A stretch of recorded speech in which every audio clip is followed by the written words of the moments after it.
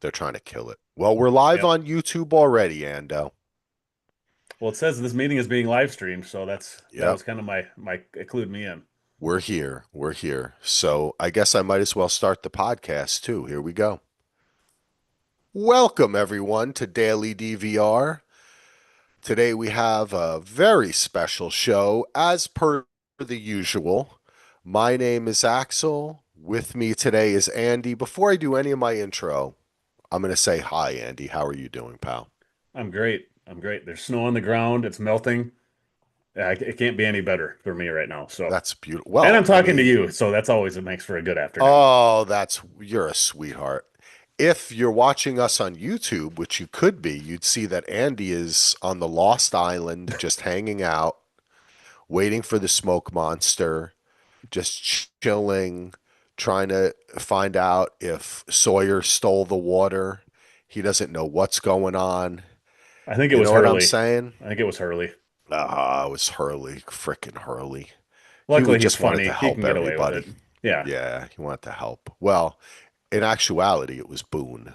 So, spoiler Well, alert. he paid the price. He did. He did. If you're listening to us on Daily DVR, you may have noticed something. So, we are going through a process.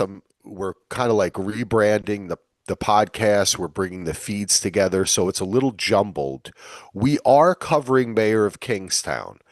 I have not put up the finale. I should put up the finale of Task because I put a lot of Task on Daily DVR, but I have not been putting Mayor of Kingstown on Daily DVR. Everything else has been going up. Around the Couch, Thack Daddy has been going up every once in a while.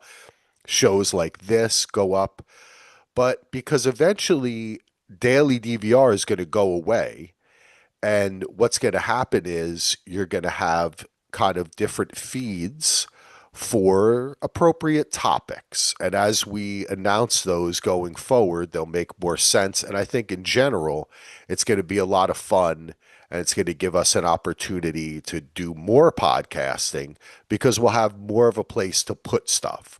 So if you are wondering what's going on with Daily DVR, should I continue to subscribe, blah, blah, blah, the answer is yes, you should. And if you're a real huge fan of us and you're like, shit, I don't want to stop listening to these guys. I've been listening to them for years. And also, Axel is really handsome and Andy is on the Lost Island. He's handsome too, though. Um, I want to keep listening. I want to hear Solo yell at somebody for talking over him again. I want to hear about Brett's pools and how they torture us. I want to hear all that kind of great stuff. You can become a patron at patreon.com/DVR. That Patreon is going to continue. The name will change, but that'll continue. Daily DVR, if you're subscribed to the feed, it'll be absorbed. You'll just see one day you'll be subscribed to something new, but we'll tell you what that is going to be. You're not going to, so basically, all in all, you're not going to have to do anything except to keep on listening. And if you are looking for Mayor of Kingstown, just type Mayor of Kingstown into any podcast app and you will find our podcast. We have done all the episodes this season. We got screeners. We are fancy and shit, okay? So don't And it's you happening, you people. should mention too. Part of the reason we're doing this actually is because DVR is basically dying and will be dead in the Yeah. next year or two. We don't Yeah. we need to be promoting ourselves as a dead technology. So Yeah, that's true. Even though I kind of like it, I I still do like kind the of like name. Yeah, DVR. Yeah. it's going to But be it's hard to all not say it. also, it's also about us also having the opportunity, honestly, to be a little capitalistic here, make some moolah over on the Acast, which is hosting Mayor of Kingstown. That they put some ads in there. That's a good thing. Allows us to pay for stuff because I just got the bill for the hosting.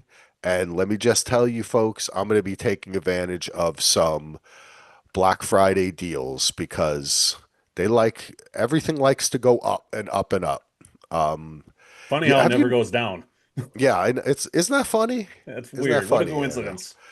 Let me ask you, have you noticed how there's like it's almost become a strategy to wildly overprice a product only to drop it to a third or less of its cost for a month on Black Friday and between Black Friday and Christmas. Have you noticed that? Yeah, oh yeah, that's been a thing in the last few years. I mean, our beloved Lego, that's exactly what they did. They Yep. jacked all their prices up, and now Lego never used to go on sale. Whatever the manufacturer's suggested retail price was the price everywhere.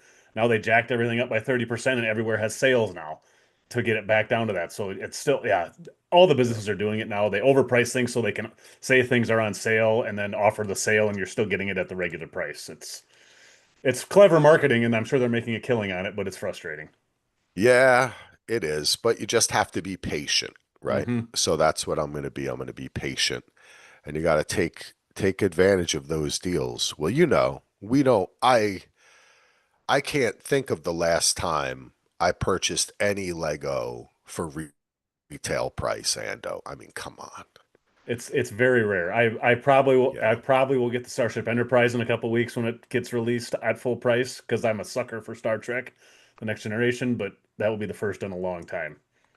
But you will get points for that, And you get the shuttlecraft that won't you won't and be you'll able to get a get free after the get. first This week. is what I'm trying to say, Yeah. right? You would, but you would never be a normie and just walk into the Lego store and pick something up off the shelf and walk over and just buy it. I would never do that. Yeah. That would never happen. The only time I've ever done that is if I've had like a really shitty day and I'm like, I'm gonna go treat myself and I'll order something stupid that I shouldn't that's fully priced, but that's very, very, very rare. Yeah. Never on a day when I podcast.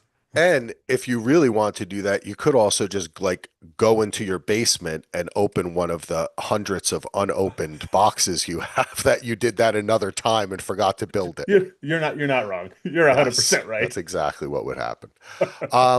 All right. So, oh, crappers. You know what, Ando? I'm going to do a live. Why don't you tell us how you've been doing while I walk over and get a cough drop because I have a little bit of a sore throat here.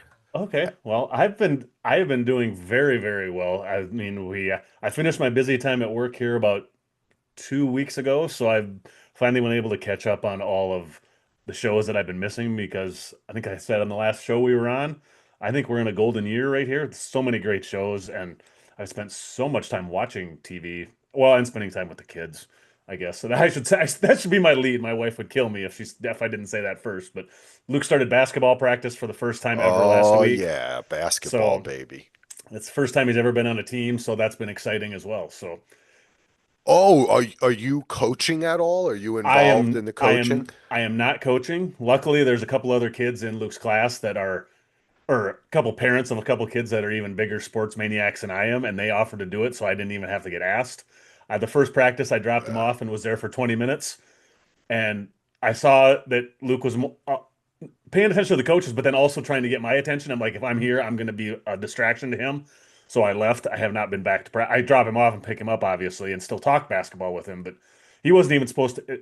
At his school, they only do fourth grade and up, but they didn't have enough kids for the sixth, fifth, and fourth grade. So they opened it up to third grade so they can have a full team. So he's going to be Oh, playing with older kids all season, which I think is actually going to help him in the long that's run. So, awesome. Yeah, yes. that's great. Yeah, well, that's good stuff. Well, thank you for doing that, Ando, and for covering me too. It didn't take me as long to find the Vapo cough drop as I thought it would. Um, I was able to hear what you were talking about. Congrats, yeah, you finished. We talked about that a little bit last time too. Hmm. And last Finishing time the was only like a day and or so after I finished, so I hadn't really had a whole lot of yeah, time to get into things. Now I'm back full speed, catching up on things, staying up till two yeah, o'clock in the morning watching TV shows. The there you old the go. old standby. Yeah, And the basketball. Oh, I was going to say, Lachlan made his basketball team. We both got the boys. he did You're make it good. nice. You're being smart. You're not. I see. I made a mistake. I did. I shouldn't say a mistake, but I was the coach for Lachlan's 3-on-3. Hmm. And it wasn't really much of a coach. It was more a facilitator Yeah. because there were no practices. And even though we did do informal practices at the park, there were only four Okay. kids on the team, you know?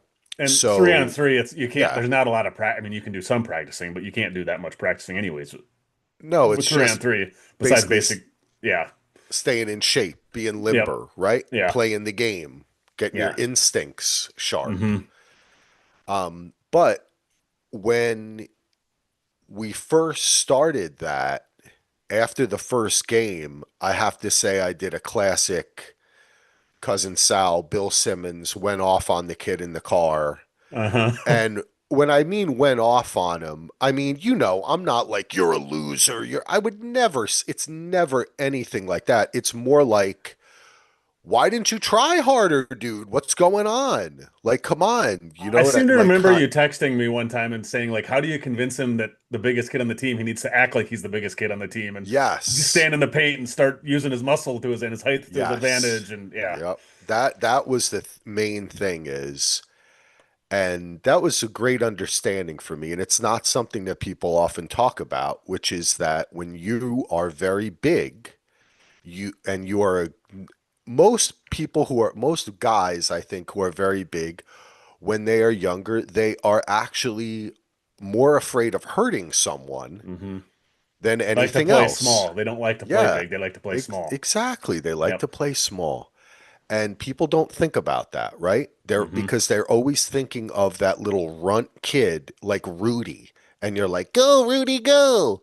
But you're Yeah. never thinking about how broody, I'm going to call him, Broody. I love how it. broody needs to have a little, wake up too. So the gentle giant. So that's what Hmm. happened. But I was good. After that, I think I did very well. I was pretty hard on him, but he also was not trying he was being very timid and not trying very hard. He Yep. needed to take it seriously. He was doing a lot of joking on the court with his friend. Ando.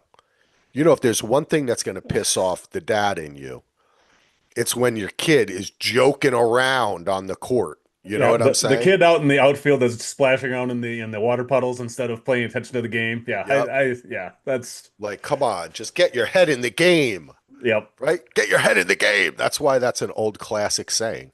Yeah.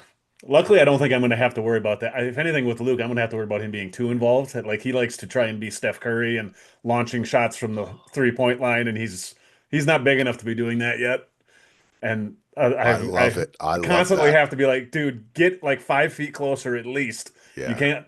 You can start shoot. You have plenty of time to shoot out there because I tell him I love shooting three. That's I was my big thing was shooting 3-pointers. I loved 3-point shooting, but Really? oh yeah, Really? oh yeah. I'm very. But you're I'm a little bit. tall. Yeah. No, Damn. that's Ando was an early adopter of the tall man three-pointer, huh? yeah. I loved, especially after I got out of high school and played more intramural and just open gym type stuff and just rec league stuff. I 3-point thing was my Yeah. because I could shoot over most people, so that was a nice. And when you're a farm kid growing up and you basically have a hoop, and my dad would sometimes play with me, but otherwise I would sit outside and just shoot for hours because there'd be nobody else around. So it would just be me in the back, and you just you shoot all day. Imagine like the movie Hoosiers or something. That's not that far from what I grew up in, where you're the kid out on the gravel road. I'm like my basketball court That's had awesome. literally had a gravel driveway, so I'm shooting on. You learn how to dribble off of gravel and everything else, and you Yeah. just shoot all. I'd have a radio out there, turn the radio on, and just shoot for hours and hours at a time. So, Wow. That's great. Yeah. Wow, Andy. That's interesting. Now, while you were doing that, would anyone ever come by or would your dad shoot around with you or oh yeah, cousins or anything? my dad would shoot around quite a bit. And cousins, my only cousin that lived nearby wasn't isn't really a sports fan, so he never really would. I mean, there'd be times where I would like my friends lived in town, which is about a 3 mile ride. When I got old enough, I would bicycle 3 miles into town, which thinking about letting my kids do that now, there's no way in hell you would let them do that now in today's day and age. But back then it was no big deal to ride your bike 3 miles at 10 o'clock in the morning. You play baseball and Oh, yeah, I basketball all know. afternoon Yep, and of bike course. back at 7, 8 o'clock at night, kind of a thing. So I Yeah. would do that sometimes, but most of the days it would just be, especially in the summer when there was not much going on, or at nighttime, I wouldn't watch TV and movies a whole lot when I was younger, anyways. I would just go outside and you'd shoot till dark. Sometimes you'd shoot after dark, or if I had people Yeah. come and stay overnight, we'd shoot basketball till 2 in the morning or something like that. So it was just a lot more. The amount of time I spend outside compared to what Luke does now, it's crazy how that has changed so much that I don't think it happens nearly as much as what it was when we were younger, but maybe it does. Yeah. That's interesting stories, Andy. Thanks for sharing that. That's interesting. So that was right on your property, right? Yeah. That was, see, I lived on a, so growing up in Jersey, I lived on a suburban circle, which would be very much like, say, if you're looking down on like the houses in like Poltergeist or Like E.T. a or something cul-de-sac like kind of that, like thing. a cul-de-sac. Yeah, just a row of Yeah. houses. Yep. But ours was pre that development look. So they were still doing the like, there's five different houses and we're going to vary them every other house. So it kind of looks different. But if you Uh-huh. pay close enough attention, you can tell that it's Basically the planned. same. Yeah. Yeah. Gotcha. So it was built in like the 70s, early 70s. We were the first people to live in the house. And Mm. right behind, so it was a circle, and I was on the inner circle.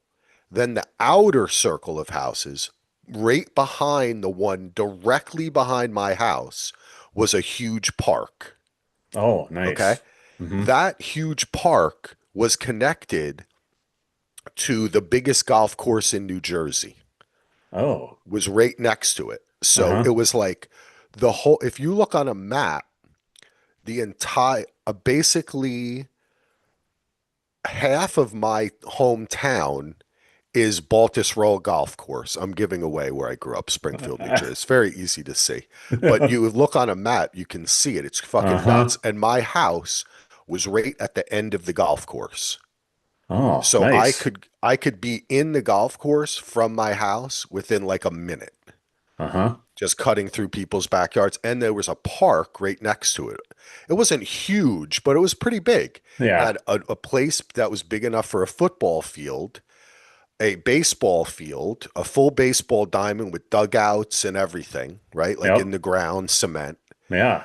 And then tennis courts with like six tennis courts, and then This is pretty a big. This is park. pretty good sized park then, with all It this is, stuff. but it seems bigger as I'm describing it. In my Yeah. mind, it was probably more smaller. So I could get to that basketball court whenever I wanted. Uh-huh. And there was a light that would be on too, Yep. so you could stay there at night. So I too spent from dawn till dusk at the basketball court. I would sometimes just bring a sandwich, bring a radio, like you said. Yep. Then we'd go hang out in the park, go play football, go play baseball all day long. We'd be there in the summer and everything. Hmm. And on the weekends too. Like even before NFL games, we would meet, play basketball or football, and then go back and watch NFL. And then there was no Sunday night football. No. There was no Sunday night football. So we would come back after sometimes, even if it was dark. And play. Yep. Yeah, because sometimes they put the baseball lights on, not Hmm. the big ones, but the smaller ones. Yeah. But I did not take three pointers, and I never I barely shot outside the key when I practiced. I was someone different, right? I was like Kevin McHale, Yeah. or I was like Hakeem Olajuwon Hmm. or something, Axel the Dream. I think I or like that new name. Yes. or I was Patrick Ewing, Uh-huh. or I was Anthony Mason, Hmm. or Charles Oakley, and I was getting the ball down low, and I was taking shots just from around the key. But I never did three pointers.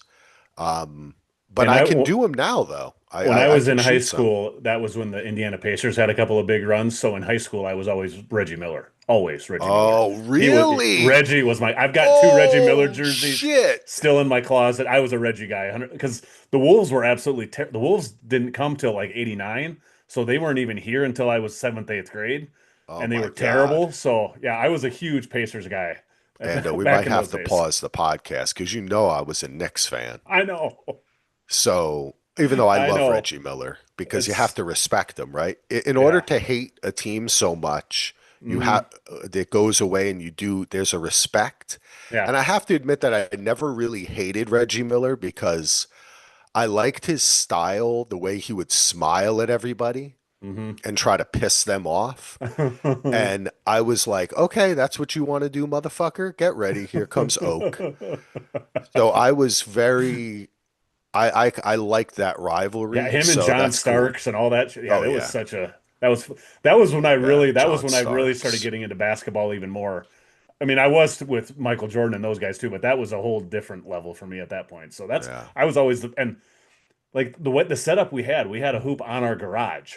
So it wasn't like my dad is a huge sports That is guy and wanted to classic. put Yeah. stuff wherever he could, but like I said there was no free throw line or anything unless we literally had to make a line in the gravel. So we and like my dad loved to play So it horse and was stuff. gravel. It wasn't Yeah, cement. all gravel I play. I mean, when I went into town, it was on cement or pavement, but when I was just shooting out by myself, it was on the gravel. So I mean, and long shots could be off the lawn or off the somewhere else, off a car. You're doing all these crazy trick shots, and that was part of why I learned how to shoot three pointers because you're just shooting from That's, all these yeah. weird angles and long ways away. And See, I had the cement, Ando. So I was yeah, pounding the pavement hmm and then I was leaning up against the tennis court uh, fence, yes, so yes, tired. There was like a hmm little bit of like it went up a little bit so you could sit down and kind of lean back onto it. yes. And yeah, we would actually go out and buy the basketball net because it would get fucked up. So one Oh, of us yep. would go and just, no big deal, go to Bradley's or some shit. Hmm. Sometimes we'd try to walk to like Acme and they would by chance have a basketball net or something, in Hmm. the supermarket. Hmm. But yeah, those were the days. Still, but Lachlan does that. Now he goes right up. He plays at the park near our house. Oh, yeah. And since I'm home, he'll just be like, Dad, can you come bring us a ball? And I just go bring him a ball, Yeah. or I go bring him whatever, water, Gatorade, and Yep. I'll hang out with them. One thing I noticed, so this is going to take since we're on YouTube, this isn't going to be as fun for the podcast people, but so I was shooting with the kids and they were pretty impressed by my shooting. And Here we go. they were all asking me, how tall are you? Oh, you're so tall. I was like, dude, I'm 6'4". If I was standing on a fucking NBA court, I would look like a midget. Yep. Okay? I'm not that tall. You're just small. And then they would look at me like I hurt their feelings. And one thing I noticed is, or my son pointed out to me, he said, you shoot like Joker. And I was like, what are you talking about? No, I don't. And he's like, yeah, you do. And then I started shooting and I realized that I do. I never Really? realized that because, That's a well, I pretty high guess compliment. it is. It is. And I guess the thing is that now I don't shoot totally like him because he has a much higher, he keeps it much higher Yep. and he doesn't. I still use a bit of emotion to bring it Hmm. up, but generally speaking, I shoot from up here. Yep. I don't push up out of my chest. Yep. I was taught that pushing up out of your chest was wrong. Yeah, I was too, because you get blocked easier. Yeah, you get exactly, but also because then you're pushing the Yeah, ball. you're not aiming it. You're not aiming it. Yep. Yeah. So, but they're not taught that way anymore. Huh. That push up method, like if you look at the way, like even I think my son said, watch Steph Curry. He Yep. does push. He pushes I'm gonna from have to have a little it's chat with Lucas tonight when he gets home and see what they've right. been teaching him for shooting. Because you think of like what the Joker does is it's almost like a catapult, Yeah. right? He Yep. and that's how I shoot too. And I didn't even realize that I shot like that. I wonder But if it's that I also haven't. being a big man, I was always taught Yeah. keep the ball up. Yeah, As don't soon bring the ball down ever. Dude, my coach used to do this drill with us, and I do it with Lachlan. Yeah, don't bring the ball down ever. Where we would be in a line, and he and the assistant coach would like go down, and we'd all Uh-huh. stand in a line, and they just bounce balls to us low, and Yep. our job would be to grab it and shoot it up as fast as we could, like just shoot our whole Yep. body and the ball up above our head. right? Hmm. That was just the drill. And we would do that for like 10 minutes. Of course, you'd be dead. Oh But God, I'm tired just hearing it. yeah, it becomes instinct. Hmm. So whenever I get a basketball, I You bring just it bring it up. up. I Yep. just bring it up. Yep. Which is what you should. I wonder if that shooting thing, I pay attention to more European guys. I wonder if that's a European technique of now where you said like Steph doesn't shoot that way. I wonder if Yeah. some of these other big European guys shoot that same way. I haven't paid close enough attention to their shooting, but that would make because they're taught a little differently over there than we are, obviously. Yeah. And they're taught a little bit different. And guess what? A lot of them seem to be making the NBA, Ando, in Yeah. comparison to the number of people playing. Yeah. Shocking, isn't it? I think because that's one thing I noticed. But I was the thing happy thing is so Lachlan made his uh what do they call it? The travel team, Traveling team, you yep. know? Yeah. So that like but he made the B squad, not the A squad. He made the B squad. Now I'm not saying that to be Nothing wrong with B like squad. not bringing him down. It was his first. The reason I say it is because he's never really been coached before. Hmm. I've kind of coached him, but I'm not a coach. I Yeah. played basketball, but I only played organized basketball for one season when I was in his grade, seventh grade. Yep. It was like 40 years ago or something. You know what I'm saying? So it And at was, that age, playing on a B squad is not bad either because he's going to get more playing time. It's better to play on the B squad than it is to sit on the bench on the varsity or the A squad, anyways, I think. But yeah, definitely. That's the point, is he'll be able to learn more, get hmm. coached better. But I was happy. This made me happy. The first practice, no scrimmage. That Oh made me yeah, very happy. yeah, just Yeah. fundamentals, yeah, like it should be. Fundamentals, exactly. Because that is kind of lazy. Like coaches that scrimmage a lot at that age is kind of lazy. You're not really teaching, you're not really Yeah, coaching, you you got to know? have you don't have the Yeah. foundation. Just anybody can run up and down a basketball court. Yeah. You got to learn. And so then they also, because one of his problems too is I remember this as a kid, not knowing where to stand.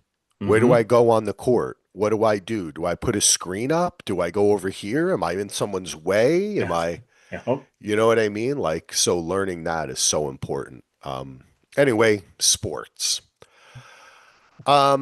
See, now I realize that the one thing with I can't see how long we've been recording when we're recording on the Zoom instead of to my thing.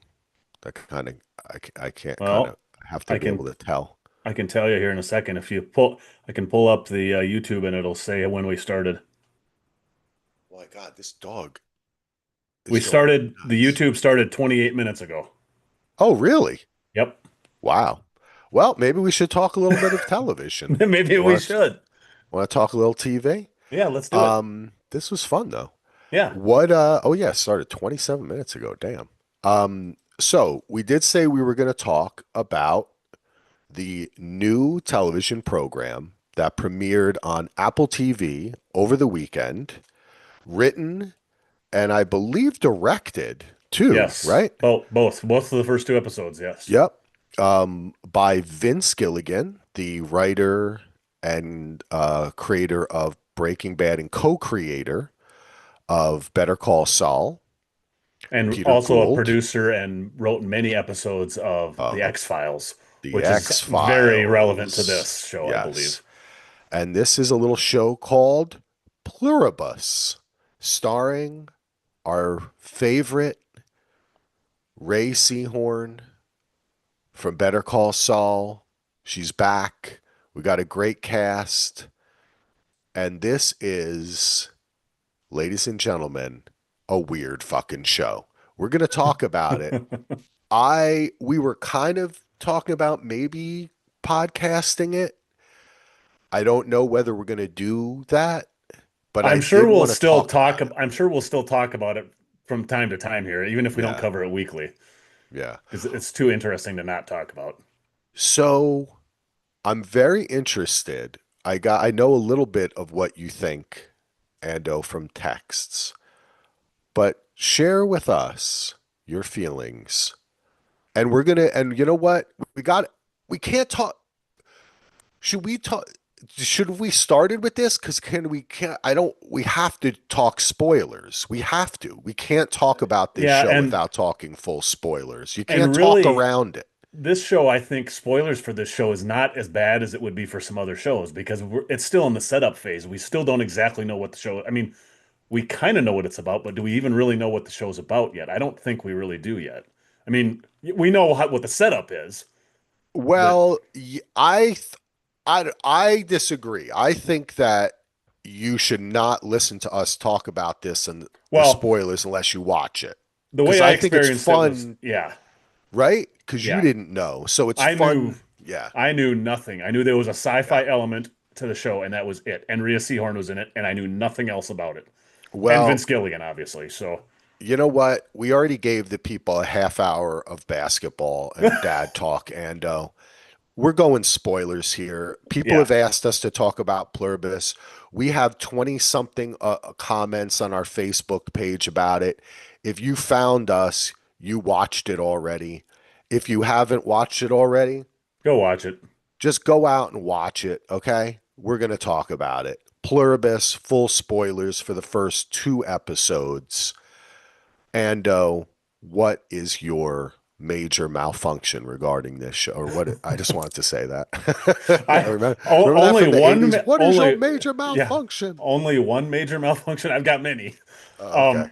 I freaking loved this show. I mean, I forget how much I love Vince Gilligan's just filmmaking in general. Just the way the way the thing is made with hardly any score, lots of quiet scenes that ramp up intensity with like almost nothing basically happening, but the intensity still gets up higher than hell. I love that I know nothing about it. Like Vince Gilligan, going in and knowing nothing about it, Vince Gilligan said many times he wants people to be surprised in this show. That's why he's purposely not letting anything out there about it. I think the acting, of course, was great, which I was assuming. Like I said, the production is all amazing. I love how it's taking from a lot of other sources and shows. It reminds me of a lot of other things that I absolutely love. So, I mean, that's my initial impression without going too deep into it yet. What did you think about it? All right. So when this show was being hyped up, I wasn't quite sure what to think. And I know I did want a podcast about it if it was possible to do so in our minds and come at it every week with something fresh and kind of maybe theorize and that kind of thing. I knew even if that wasn't uh, happening, I was still going to want to watch it because I love everything this guy creates. I was a Yeah. huge X Files fan, of course. I'm a huge Better Call Saul, but Breaking Bad, El Camino. Don't sleep on El Camino, folks. Yeah, That's fucking there's awesome. zero chance that we weren't going to Yeah. watch this show. I mean, that was happening no matter what. And of course, Ray Seahorn, she was the best thing. I mean, so awesome. Better Call Saul. I knew that it was like I knew the log line was kind of like the world's crabbiest woman tries to save the world from being too happy or something like that. And Uh-huh. then I was like, first, I heard there was like some kind of drug that made everyone happy and she's trying to fight against it. And I was just thinking to myself, this is very high concept, right? Like, this is where are we going to go from here? How do you make a series out of this? Then I watched the first two episodes, and after I was done, I said, where do you go from here? How are you going to make us? I still don't. You were saying to me after you watch the second episode, you'll understand better where it's going. And Well, I Vince think Gilligan even said that on I an have some interview I idea. I heard. have some ideas of where it's going. I don't know Okay. for sure, but I have no idea, Andil. I have no idea. I was enthralled by both episodes. I was intrigued by all the decisions. Um, I was I mean, it is the basically to me, you try to figure out what is the big hook to this show. Is it the fact that, and I want to try to get the people's names right as we're talking about it. I can look up the cast. Helen is Carol's wife, right? I believe so. I'm going to pull up the cast list as well because Yeah, I it's don't remember Helen. all their Yeah, names yet. I think it was Helen. Yes. I think that's right.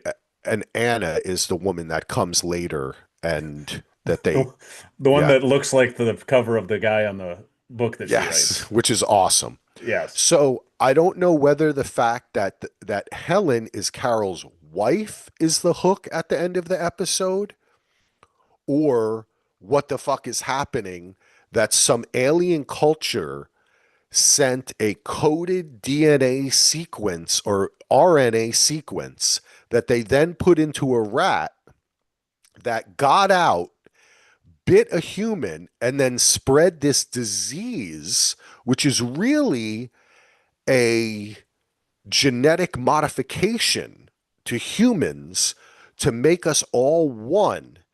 So unlike our divided country, and this was made actually pre-COVID. He said he came up with this Yeah, idea, I listened to the official right? podcast that he is out. His Yeah. official podcasts are always great. They were great for Better Call Saul and Breaking Bad as well. And he said he's had this idea in his head for a very long time, like before Breaking Bad even. And that started 18 years ago, if you can believe that, is what he said. So Well, that's he's had it in his head for a very long time. So he's not the only one because Lachlan just said to us yesterday, "Hey, mom and dad, I'm reading a new book called Brave New World hmm. that my teacher told us to read." And I said, Uh-huh.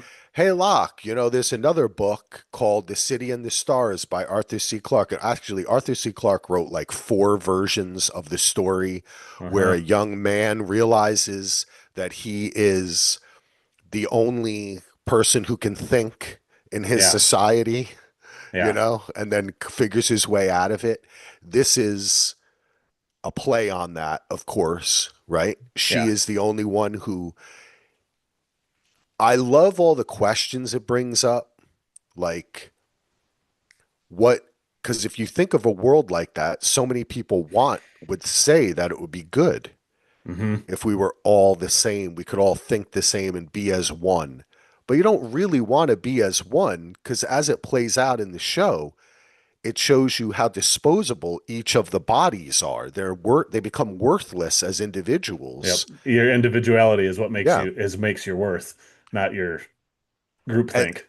that's why that's kind of what I want more from the show, Ando, to get to it. I love everything about the show. Well, there are a few things that Vince said in that podcast that rung true with me too. He said one of his ideas behind this was, do you want everything if it's offered to you? Like Rhea Seahorn is basically, and the ones that aren't don't that didn't the DNA thing didn't change them. They're basically being offered whatever they want. Right. And he said there's no, and he said in his mind, what I wrote it down here somewhere. In his mind, there's no drama and happiness. So something is going to happen that it's she's not going to be happy, obviously. There's no question about that through the whole show. So I'm wondering if that's really what the show is going to be about, is her trying to make peace with it. I don't have a fully formed thought yet as to where it's going, but it's somewhere along those lines. Or the other thing is it really going to be us versus them? I don't think it is. I think it's going to be how you deal with the aftermath of this happening. I can't see how it would be changed. I don't, and I'm guessing we'll bring in other characters from time to time. There's going to be more than the 12 that don't have this. There has Right. to be. I There mean, has to be. the show that I really thought about a lot after I watched this, and I haven't seen anybody talk about this show yet, is The Good Place, where Yes, that's these a great people yeah. Yep. these people Yep. are brought into this really bizarre situation. Everyone else around them knows what's going on. You can tell they know more than what they're telling them, and I have a feeling it's going to deal with a lot of those same topics that The Good Place did, which is a show that I loved. So I don't know. Like I said, it's not fully formed yet. And like is the us thing, which of course I have to think about. I talked about Star Trek earlier. I can't not think about the Borg and the hive mind thing and how Right. like some of the concepts are so cool. Like her in the beginning of the second episode with her just all of a sudden she can just fly a plane now and just climbs in and starts flying a plane and goes up because she knows everything. And like when the Yeah. kids know where she keeps her spare key and all the things that you would never think of that a hive mind could do because they have all the knowledge of everything. I mean, it also has to be some kind of metaphor and commentary on AI, doesn't it? Yeah, Them. I think so. And you know what? It's really, really effective. Yeah. Like no matter and when you put together the immaculate filmmaking of that crew, because I heard another interview where he talked about, hey, I want to shoot it in Albuquerque because I love those people. They're my Yeah, it's, family. yeah, I said, it's what the hell? We got to go back there. This is my Vince Gilligan that's not a impersonation. bad Vince Gilligan impersonation. We should But you keep that one.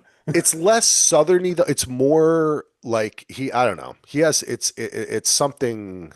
I think It's there like might be a mid. little. I don't think there might be a little Texan in there, maybe. Yeah, it's almost like southern Midwest Texany Yeah. Albuquerque. Like he has it's from everywhere. Hmm. He's an American guy. Yeah. I mean, he made Breaking Bad. Nothing more American than a high school teacher getting Well, and cancer and deciding to selling meth. you know what I was going to say when you said a high concept, which this is, you can't get any more high concept than a chemistry teacher getting cancer and deciding to sell Yeah. drugs. I mean, that's pretty high concept too. So, He really has those elevator pitches down. yeah, Um, I love everything, like the way they shoot. There's so many sequences that we could just just sit there and go, that was great. That was great. You're right. When she gets on the plane, when they're doing the rat stuff, the whole beginning of it, everything, the every part of it is amazing and I love it. But I'm just one of the reasons why when we're talking about like, should we podcast it? Can we? Even now, I find I have a little bit of a loss for words in the sense that I really just want to be taken away by this show. I mhm. want to see what happens in the next couple episodes. It could be that it's a little bit like Severance for me, I've seen a where, lot of people have compared it to that already too, yeah, as to Severance. that's what I'm starting to think is that it there is will Carol form a connection because right now she is completely unconnected to anything. Even when she meets the other people who are not affected by this RNA sequence, Yeah. they have made vastly different decisions than her Hmm. and they see the situation differently, which I thought was so interesting and Yeah. cool. But she does not really have anyone that she can relate to. And her wife was just killed by these motherfuckers. And I think there's other interesting ways you could go too. Like speaking of the us, like how are they going to get new information? How are they going to reproduce now? I mean, you don't when you're all one big unit, you reproduce, aren't isn't that incest? You're reproducing with yourself. So how are you gonna I mean, there's so many different you see what I'm Ando, saying? There's so many catch, interesting ideas and riddle ways to me go with this, this. Batman. Riddle me Yes. this, Batman, okay? So, one of the most interesting characters is this guy who, for some reason, I don't have they're not showing his name on his real name is Samba Shute. He plays the guy who is basically like, hey, why don't I just surround myself with a bunch of women The guy that gets Air Force One. on Yes. Air Force One? Yes. Um, So I'm freaking still funny. having trouble finding what his name is on the show. Mr. Diabate? Mr. Diabate. Okay, so Diabate says, and I'm just about to launch into this as my kid walks through the hallway. Great timing. Um, anyway, all right, keep walking, folks. Move along. Nothing to see here. Mr. Diabate decides to surround himself with all these women. Hmm. And all I have to say to Mr. Diabate is, Mr. Diabate, when you engage in illicit activities with them, you do realize that even though like a billion people died, what did they say? Like it was like 8.9 billion or something like that. Oh, the people who died during it? Who No, died what? like Yeah, it when was the like eight. takeover. I Well, thought it wait, was in the billions because there was two different numbers. There was one when Carol freaked out and it killed like 100 million people or something because they affect differently. And then when the DNA sequencing thing took over, it was like 8 billion or something because there was yeah, people but there are, wait, driving cars and everything else. I thought it was like a third. How many people are there on the planet? It's a lot. God, I don't even know. I thought there was like 10 billion people on the planet. It's 8.2 Oh, billion. yeah, you're Yeah. right. So it wasn't 8 billion. Maybe it was No, 800 million or something like it was that. 800 million. Yeah, it was Okay, like maybe that's what it 800 was. million. Yep. That's a lot. So, Yeah. but that still leaves you 700 million people Hmm. who are watching everything you're doing, Mr. Diabate. Yeah. That's the That's thing a is it's lot of sexual partners of all different stripes. You are a very free individual, but it's not very intimate. As you're saying, Andy, that's the thing, right? It's not intimate. it's all the same But person too. but It's the just yeah. but then why would you care about there could so think about it this way.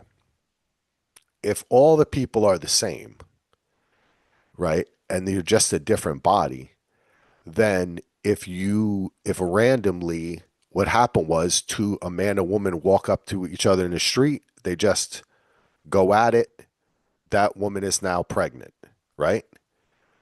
It would be similar to like cells dividing, right? Or joining. Or so there's no the idea that you have of sexuality and of intimacy or incest or whatever would no longer exist because there can be no such thing as incest among yourself. And It's like then masturbation. that just also brings other questions. So then if that It's a person's pregnant chemical and process. the baby isn't even born yet, the baby all immediately has all the information of the hive mind too? At what point Is there going to be does genius babies walking around? I mean, what? right? Well, There's so many ways you can that's go the with other this. It's question crazy. too is at what point the well it would be when it its first consciousness Yeah, when it's a that's tiny little baby, then it has that information and it or just grows with it throughout life. does that stuff even transfer to a baby? Maybe the baby is just born and it's a regular human again too. I mean, there's so many different ways you can go with this that Oh, that's interesting. So in this life cycle, you don't become absorbed into the one until I a mean, certain point that your yeah, we don't know. body learns Yeah. self-preservation. Yeah, it's so there's a lot of I don't really know. cool places this show could go, or interesting way. I don't Yeah. know where it's going to go because it's like if it's just us versus them kind of a thing, or us versus the what did they call them? The Vince Gilligan, I think, said called them the old schoolers versus the others. And if it's just the others versus the old school people, why that doesn't seem unique enough for what Vince Gilligan would do. So I don't think that's what the show is going to be. No, no, I don't think so. I think that the show will primarily be about Carol's search for love, for Happiness, happiness, for forgiveness. Forgiveness is a big part of it. yeah, This, but the concept of giving up the self for the other, I mean, gosh, we see this play out in the political realms. We see this played out in so many of our stories. hmm One of my favorite novels, Childhood's End, is basically about that, where mm, humankind basically kind of transcends the body in a sense. Well, not in a sense, literally, to become kind of part of a universal consciousness. hmm You hear that's why I think it's funny when you hear people and having hung out with quite a few as some folks may call them, I say it affectionately, hippy dippy type folks, people, and yes, yes. I think we all understand what you're talking about. the artistes of the Yes. world who speak of things of this nature. The universe, man, and we got to come together in one consciousness, bro. And then I would be like, that sounds great, but I'm from New Jersey. So I have to point out, do you really agree with that dumb motherfucker sitting across from you, asshole? No. Uh-huh. So you don't want to have a universal consciousness with his ass. You just want to have a universal consciousness with any girl you think is hot. That's why you're talking about it right now at this Yeah. party. Yeah. That's what I would say. Then people would laugh a little bit. But it is true. When you're faced with that, that's what this show is pushing back against. I think in many ways too, which is Vince Gilligan is a guy who, through his work, has espoused kind of like universal love. And he is an artist and he's a creator, right? And he believes in diversity and he likes to see all different And perspectives. that's the other interesting thing too about this is like specifically with the us. So what happens now when you like they say now that they're all vegetarians now. They don't want to kill Yeah. things. So what Yeah. happened to all the people that were hunters? That just magically goes away? Or what happens with the people that are hardcore conservatives and the people that are hardcore liberals Oh are now no, that's one? gone. That's How gone. does that Yeah. all so I mean it's Because it wouldn't matter, right? Because none I of suppose that you're all the would, same. yeah, well, none of it would matter because you all only have Purpose, I suppose. one purpose, one goal. And I think with that, we all falsely claim, whichever side you're on, right? That you are altruistic. Hmm. Everybody does that, right? Hmm. Like, It's human so nature. that's exactly. So this show does bring up that interesting concept. You know what I'm saying? I mean, it's just like, the greatest trick the devil ever told, convincing he didn't exist, Oh, right? yeah, And then yes. other people turn around and say the greatest trick is that really the devil is the good guy. You know what I'm saying? Like Hmm. it's all really a lie.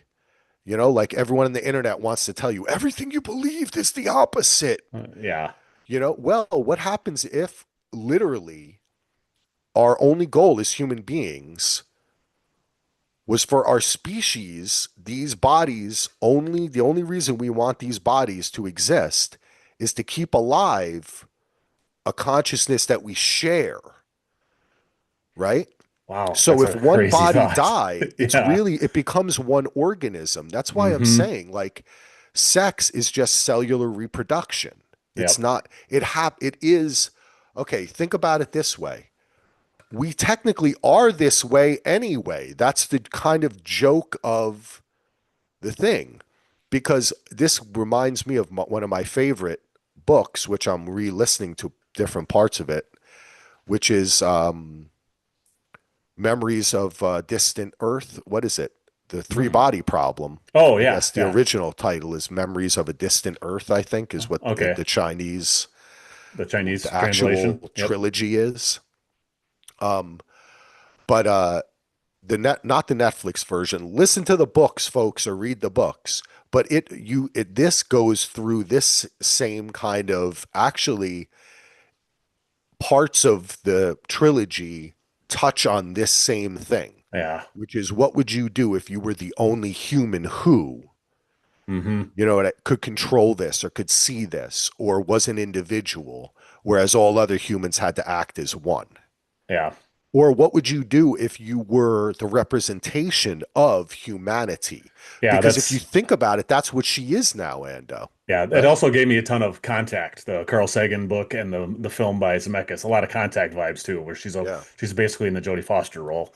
Yeah, that's there's some huge. That's why I'm excited to see where it goes because there's so many different avenues you can go down with this, and it's like I said, such huge, big ideas going here. The One of the other things, kind of going away from that, the I watched this on Thursday night when it was first released, and this is how crazy this show is. The right in the sequence when she gets bit by the mouse is right when the big outage happened. The big Apple, when I was watching it, was when the big outage happened. So she gets bit by the mouse, and then I lose it, and it says video no longer available. I couldn't tell if that was actually part of the show or if the Apple Oh T my because Apple God. TV was down for like an hour on Thursday night when this was Yeah, airing. So that's it was awesome. it was kind of hilarious. But That is awesome. Well, yeah, that's why I have to say that, um, I mean, for us, essentially, the question was, are we going to podcast this each week? And I think we made the decision not to just watch it. mhm, That doesn't mean we might not go back and realize, wait, okay, we get it now in a different way, but now I'm not quite sure what this is. And I find that super exciting, yeah, but I want to just go along for the ride. So I have absolutely nothing negative to say about it, even though we have not committed to doing a show on it. It doesn't say anything negative to me. Oh no, Everything not at about it all. is awesome. I love it. I'm thinking about it. I don't know where it's going. And that's, we haven't even talked about how amazing Ray Seahorn is in it. And just like and this sequence that happens at the bar when it first hits, every That is man, there's so oh, that is it's so awesome. And I also couldn't believe how funny it is. There's a lot of very comedy in this. funny. And Yeah. that was one of the things that She is Vincent's so funny. yeah, well, and the whole cast was funny. Great timing. One of the interviews Vince gave, he talked about this was one of the things he took from X-Files was one of the writers on there, Darren Morgan, who wrote a couple of the really famous Josie Chung's From Outer Space and Clyde Bruckman's Final Repose, which are two of the funniest X-Files ever. And he said he used those as inspiration because he realized from Morgan that you could have a very serious story and still interject really silly comedy and make it work. And that's Yeah. he said that's part of what he's trying to do. That because this seemed to be way funnier. I mean, Breaking Bad and Saul both had comedy in them, but this seems even more funnier than those were even, at least in the first two episodes. It reminds me a bit too of The Last Man on Earth, Yeah. Oh that yeah. TV show with Will Forte. Yes. There's some other shows like that I mean, it doesn't have to be dystopian, but I mean, obviously this one does have that aspect to it. Yeah, I'm utterly fascinated by it. I can't wait to see what happens. I'm so glad. What I think is kind of fun is that he had this idea, and after doing two of the most heart-wrenching, emotional, action-packed two, Suspense filled. suspenseful, thrilling, also like OCD filmmaking, Yeah. that he gets to make this. And I'm actually very happy too with some of the sequences. I noticed that he backed off a little bit. You know what I'm saying? Like it's like watching Paul Thomas Anderson make go from The Master and then to have like what's it called again? Pizza Licorice. I always forget the Licorice name of that. pizza or Licorice yeah. Pizza film, where he just lets the actors act in the frame. He's not being like, stand there, the camera moves here, it Yeah. stops here. Inherent Vice compared to There Will Be Blood. There you Yeah. go, Yeah. Ando. That's the thing. That's like the difference I'm seeing here is Hmm. he's still Vince Gilligan, and I can see everything's planned out. He still can't help but have, he loves like the Rube Goldberg puzzle Hmm. things to happen where one thing hits and the other thing and then the other thing and the other thing and the other thing and the other, right? And he actually likes to visually show that. Yeah. But this one did that, but it cut out like 4 or 5 shots that Breaking Bad or Better Call Saul would have included. Yep. And You there's know, a a few little less lighter, of a few. There was still a couple of them, but not quite as many of the montages that he likes to use it all the right? time too. And Which is it okay with yeah. me Hmm. because we're telling a little bit of a different story here. See, especially, well, I shouldn't say that. For both Better Call Saul and Breaking Bad, the plot was so meticulous that the meticulous filmmaking matched it. It Hmm. was parallel. Hmm. This has a little more open feel. It doesn't need to be so meticulous. This is not a meticulous world. On one side, it is, Well, and but the Carol side, it's not, right? some of So that he gets to kind of show both. some of that in those first two series, he had characters that had that OCD and that had that. That's Yeah, part of the characters. I think it fit well with the characters he was telling those stories about. This one, like totally. I said, not Totally. the what was the one of the other things I was gonna. I had a thought there for a second. But there's even a freedom to the meticulousness of the one Yeah. mind. There's nothing against it. There's a free. That's why it's so cool when the girl, like, she walks onto the plane, she gets off, they give her coffee. Why does Yeah. she need the coffee? Because her body needs a little pick me up because she's tired. They Just know that strips that. down going right into the airport and Yeah, get but it's all see, that. Yeah, so great. all of that makes such perfect sense to me. Like, you have to Hmm. divorce yourself from the idea that they're human beings. Yeah. For me, I don't know. I find that easy. Maybe for other people it's Oh, harder. I What loved that it. says about me, I don't know. The and I did love the one montage I got Line just got to Hunter. point out how great it was the at the beginning at that Air Force base when they're all doing the swabs all at the same time and all the it's like a Yeah. choreographed Yep. dance. So awesome, man. And I just because I want to point out one other scene that I just freaking loved is when she's talking to the Secretary of Agriculture through the TV. And he's giving it reminds me of like Neo talking to the architect in the second Matrix, where all of a sudden you're getting this Yeah. overflow of information. I loved that scene so much. It was so cool. That oh man, there was so many. Yeah, I mean, every scene in this was cool, but I can't wait to watch more. Yes, and that is one thing is we should check back in about it. Yes. Oh, yeah, for sure. So, what else? Should we move on to something else Um, quick while we still got some time? oh, sorry, I had to cough very quickly. My throat was a little dry, but I did want to mention before we go off that topic, I Yes. did want to just try to read through a little bit of the Facebook posts Oh, yeah, yeah, yeah. as I have some water. Um, Kimberly says this is definitely I wish I thought of this kind of concept. It is really I get what she's saying about that. James, Grandpa James is definitely on board the Pluribus airplane. Jonathan's in for it. Juan loves it. Tony went deep on it, and people should go. I'm not going to read the whole thing, but he is blown away. Um, ooh, okay, ooh, yes, okay, oh, good, right, good stuff. Okay, I'm going to move on from that one. Um, Tony is awesome, and Royal says he has great analysis. Royal is into it too. A 13th, he's getting some biblical on this. He's saying I a saw third that one. a 13th non-virus person who is the Messiah, a Messiah. Ah, but you know what? He might be onto something there because you'd think that there would be some kind of, oh, this gets me going now. See, Royal got me thinking. Yeah. Ando, one thing I wanted to, and I'm so glad he brought this up. That's awesome because this is something I was thinking through the whole show. Are we in for a time jump at any point here? I feel like this show would be amazing if it jumped like 5 years. You know, you You do know like what to I'm saying? predict time jumps. You've done that quite a few times, and you're normally proven right. I I think like time jumps. I think and we may see it in this season. It might not even be between season one and season two. That's what I'm talking about.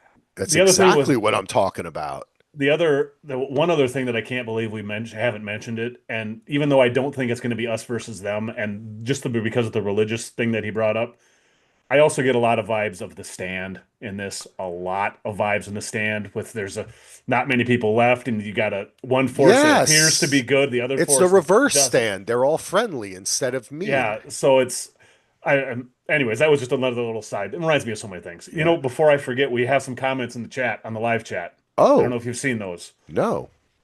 James says, "Hello, Ando and Axel. Just got home. Nice tropical backdrop. It's snowing here."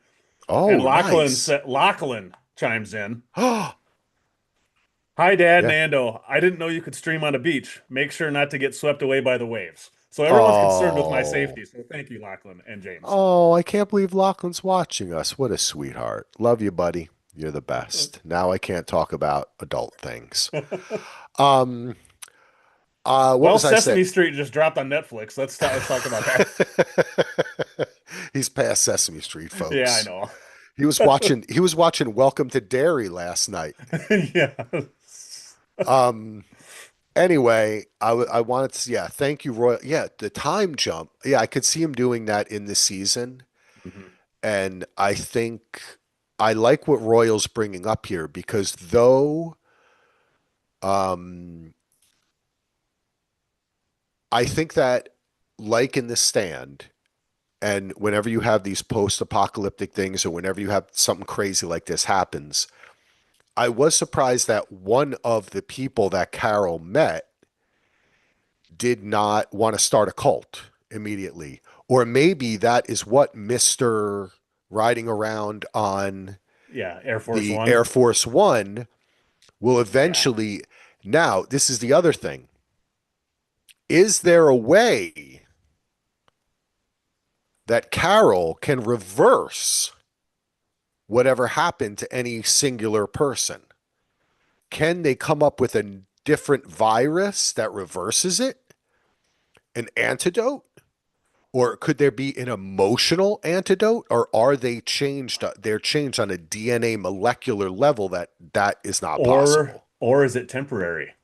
I mean, think about how many times you have to get new vaccines all the time. What if this is Okay. just a temporary thing, and then everything goes back to how it was? You knew everything about everybody, and then all of a sudden you don't. Think of how Yeah. crazy that would get. And we forgot to mention one of the most fascinating aspects. You briefly mentioned it, but the fact that if Carol gets too upset and she Hmm. rages out, she ends up actually killing people because the hive mind basically has a panic attack Yeah, can't and handle the can't emotion for some function reason. and can't handle the emotion. So, this is my question. What happens if Carol, with her highly emotional state, makes love, Lachlan, don't listen to this part, to Earmuffs. she's trying to stop the airplane? What Uh-huh. happens if she tries to, I'm gonna sex you up, color me Yeah. bad, Yeah. that woman, and all of a sudden the reverse happens, and instead of having like a panic attack, she has an awakening and snaps out of it. And then Yeah. it's like, can Carol have sex with all of the women in the world to free them from this disease? Well, that's one of the funny things Gilligan had said is originally when he conceived this, the lone person was a guy, and I think his exact words were, "When I started working on the story, it got way too horny way too quickly, so I had to switch it to a woman." And then he turned that character into the guy on Yeah, Air yeah, Force One. it's hilarious. Um, If you the official pod is hilarious. Vince Gilligan's on the that, first but episode. It's see, that's the hilarious. most interesting thing to me is like that when she yells at them. Say that's where I saw the kind of social media Hmm. crossover into the Hmm. theme here, the subtext of it all, which is that Carol wants to rage out at the world, but when she does, it actually has an effect. Yeah, Unlike social media, where we all rage out and get angry and we think it doesn't matter, but really what it does is hurt someone's feelings who read it, who you don't even know, we and you have just no hurt idea. someone's feelings. You know what I'm That is saying? an inter. I hadn't thought of the social media as a Yeah. metaphor for this, but it totally is too. Well, and yeah, and anger. Hmm. You get angry, you rage out, it hurts the people around you. You know what I'm saying? Because before this all happened, Andy, we have to remember, Carol was already upset. She already felt like she was writing drivel. She Yeah. wasn't a real artist. And her wife, who was helping her, they kind of actually were, it's like they were almost kind of celebrating or living in their misery. They just wanted to hide out at their house. Even the message was like, we're probably on the couch watching TV or right or something like that, like Yep. hiding from the world. Like they Yep. were misanthropes already. Hmm. Yeah, She didn't, they were shut-ins already for the most part. yes, the wife, even though she was super rich and Hmm. privileged and right, like had all these, ev- all those women were enthralled Yep. by what she was and And and one guy. their support person, their emotional support person. Yes. I was waiting for them to be called. There was also the other guy who dressed up as Yeah, that's the what I was saying. The guy oh with the oh sword and the okay. I was talking about the one that was introduced as her emotional support person. Oh, It yes. was like a really Yes. quick one. That was Uh-huh. hilarious. But she has all this attention, right? So I think when you add, see, this is a good show. When you get into it on that aspect, Hmm. I'm most fascinated to me is that aspect of when she freaks out, people die. Hmm. So what else can she do to them? That's Hmm. what she's got to start thinking. Like I I'm thinking about the fact that I'm killing people, but I'm not. What I'm doing is I'm killing cells of a being. And if I can kill enough of them, then maybe that being doesn't exist anymore. And the only thing that exists are people like me, and we can get back to normal. We just have to repopulate the earth. And I And got I to figure mean, out how to work the power and station. the other interesting thing is that that has to be why they are catering to their every whim. because they know that they can be killed if these people get unhappy. That's fascinating. I Yes. how long too will it be before you'd have to think that if there was, and now they did say they didn't know, we know nothing about this signal. We know nothing, right? But at some point, didn't one of them refer to them as something? Didn't they call them Rarstatians? Or I thought at Well, on some, the when she talks to the Secretary of Agriculture or whatever he was, he says we are not alien. We are not aliens. We are us, or we are whatever.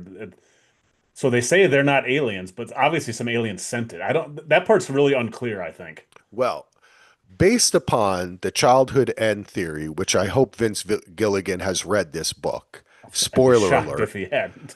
Spoiler alert, what happens in childhood's end is all the children start exhibiting, they at first they start exhibiting what we would see as qualities of actually autism. And I think that Arthur C. Clarke kind of there's a lot of science fiction stories that Hmm. use children being different or seeming to be Yeah. in some way different or on the spectrum, that then they have psychic powers, right? Hmm. So then they all have powers, but what eventually happens is they're changing humanity into a new form of species that transcends Yeah. all of people. So we have to see. I kind of got where were we at there? I got lost in thinking about childhood's end there for a second, Ando. Um, something I don't even remember where we were. I don't remember how we got onto that part of the topic, but Well, anyway, if whatever, well, I guess I don't know where I was going with that. Sometimes you just start talking, Ando, and you just and lose your train of thought on a this podcast. show is easy to do that with too because there's Yes, so I much know. stuff I going know. on here. I had a great idea too because I was thinking about the correlation between the show and that story and what the next step would be. Well, I guess the step would be that there are those who don't want that to happen, right? Hmm. Those who accept it. Yep. Oh, what I was going to say is in childhood's end, what happens is that eventually an alien race visits Earth and says, "This is what's happening. Yep. Let us, we are sent here to help you." And then they say, "Did you do this to us?" And they say, "No, we did not do this to you. This is a natural occurrence that happens to different species, and it's happening to you. And we are just here. Our role is just to shepherd you into the next stage. We cannot affect it in any way, shape, or form. We're just here to help." Basically help you go from being a teenager to an adult, So right? shades, You're also shades of 2001 then, really. Yeah, well, Arthur C. Clarke constantly had that idea. Yeah, He that's was a theme. obsessed with human evolution Hmm. and that we are not done evolving, which I'm a little bit obsessed with throughout my life too. Which that's kind of how I see the world. Yeah. When I look around, a lot of people I'm like, we're still evolving as a species, folks. Like, we're lucky we have all the shit we have. We're so fucking dumb. Yeah. But anyway, that will that happen on this show? Will another species come down? Because like they said, they're not alien now, but their DNA or some virus has affected them that creates this, you know, And one. I think you mentioned it briefly with the Air Force One guy. I think we could also see a lot of infighting with who's left because he's gonna be much like I think I brought up the Matrix before. He might be just like Joe Pantoliano was in the first Matrix, where he wants to side with the others because he doesn't want to change. He Yeah. wants to be pampered, where Yeah. she doesn't want that. So I, That's why there has to be more people, like a cult has to form, groups have to form, yep, but maybe he's going to go in a different way. Hey, this is a guy who working on a show like the X-Files, they did good job of running through like all the stories we read and all the TV shows and movies and all the different sci-fi stuff you can go through. You know what I'm talking about, yeah, Ando. As soon as you see something, you're already running through it. Uh-huh. Is this a simulation? Of course, Brett, that's the first thing Brett thinks of. And the second, third, and fourth thing. I know. Me too, though. I always think Yeah, that too. it's Is it like, a dream? Is it a simulation? Is it hmm what's going on? Blah, blah, blah. So it's going to be fat. Here we said, is there enough to talk? I think we just spent an hour talking about this show. yeah, it's How easy long to have we do. been on YouTube now? Like an hour and a half? We've been on for a while, Um, Lando. While Lando's look, I will tell you, hour I 10. also, oh, wow, look at that. I want to also shout out um, Gina, who says, it's interesting, but also super annoying. It's okay, but I don't love it. Interesting. Okay. Sean Pink, Dancing Sean from History of Westeros. Is he still on? Does he? I haven't heard him on History of Westeros lately because I still listen to them all the time. I'm Maybe he left and I didn't know. yeah, Anyway, I'm I'm not sure they're sure. all still friends. Yeah, oh yeah. Um, he says, I'm completely enthralled. It's a great model for both intriguing and meaningful moral philosophical discussion and speculation. Totally ingenious way to look at the value of individual versus society. I totally agree. And Alex also says this show is fantastic. Ray Seahorn needs to scoop up that Emmy after being overlooked. Did she win it in the end?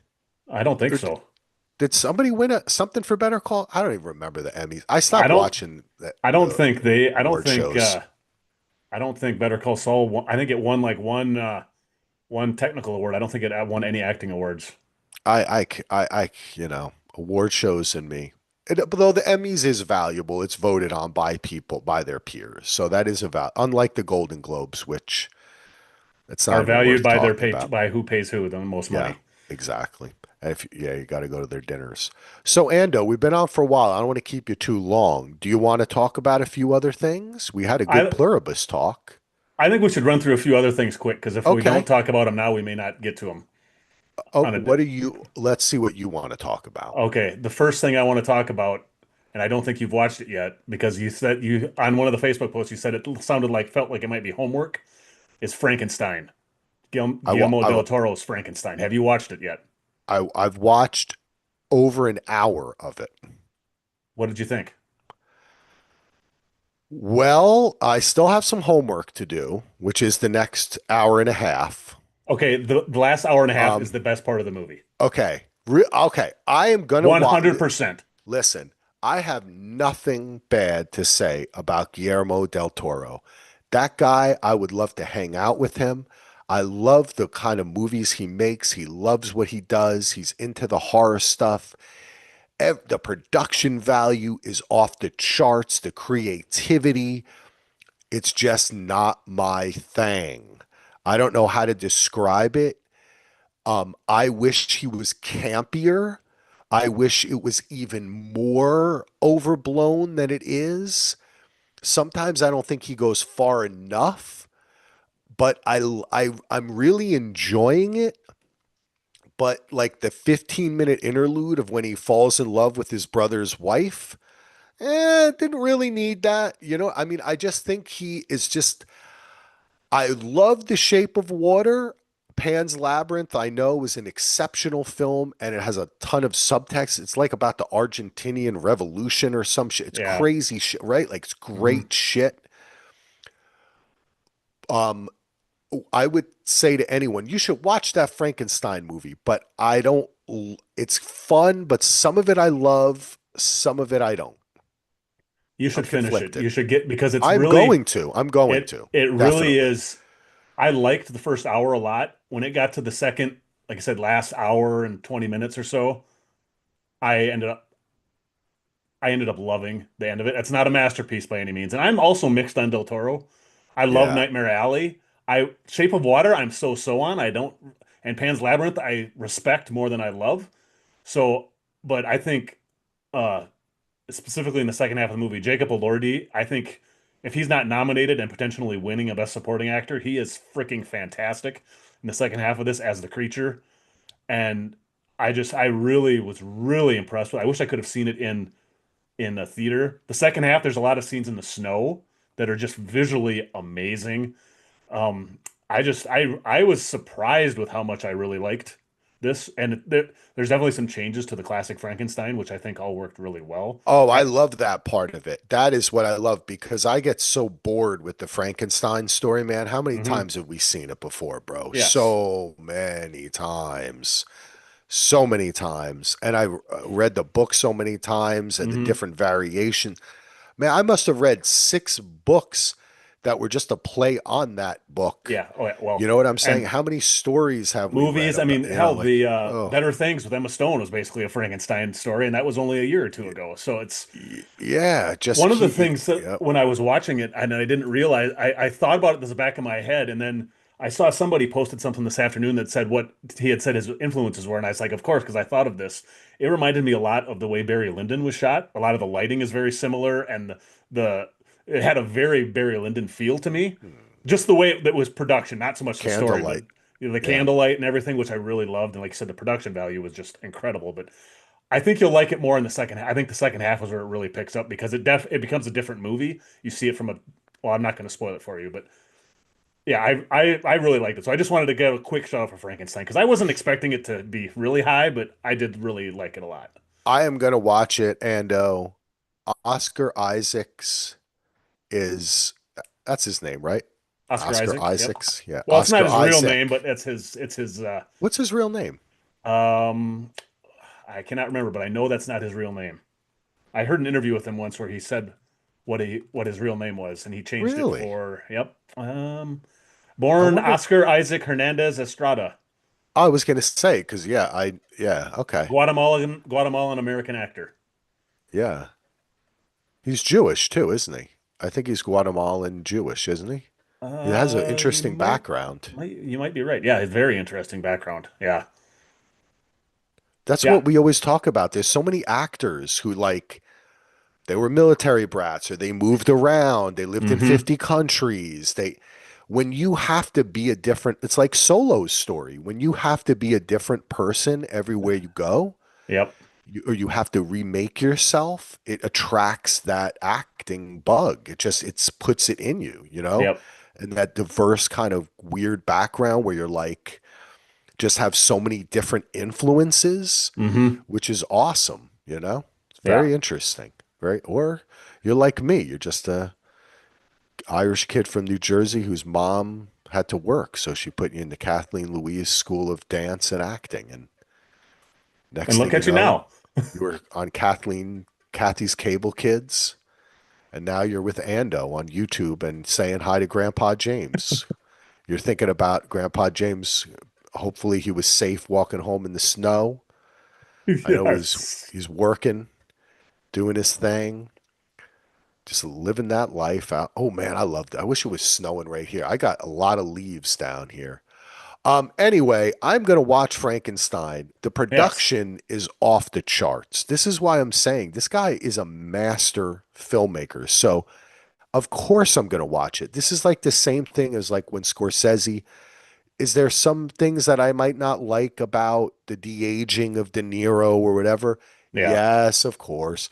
But I'm still going to say this movie is fucking head and shoulders better than 90% of the shit coming out right now, you know? Yeah, for So sure. Del Toro's a master. I'm going to watch it. So yeah, that's all I had to say about that. What else do you want? What else do you want to mention here? I know we got a few other things we wanted to go through quick.